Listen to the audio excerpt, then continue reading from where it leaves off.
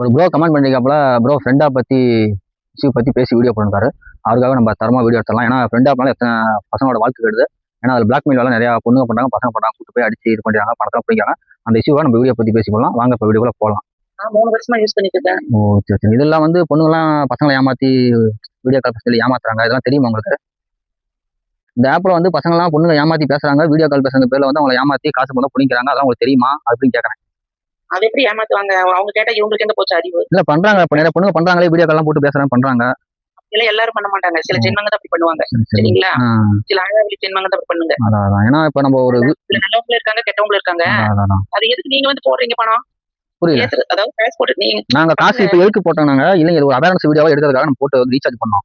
வந்து கேட்டிருப்பீங்க, ஒரு அக்காவோ ஒரு தங்கச்சியோ அவங்க யாரோ ஒருத்தர் அவங்க கிட்ட பேசினேன். இந்த மாதிரி தான் பேசுவாங்க, கேட்டா நாங்க இந்த ஆப் ரொம்ப நாள் யூஸ் பண்றோம்லாம் சொல்லுவாங்க. நம்ம தம்பிமாருங்க அனைவருமே இதை நம்பி ஏமாந்து ஃப்ரெண்ட் ஆப் அந்த ஆப் இந்த ஆப் சொல்லி உங்க பணத்தை வீண் பண்ண வாழ்க்கை வீண் பண்ணிடுறாங்க.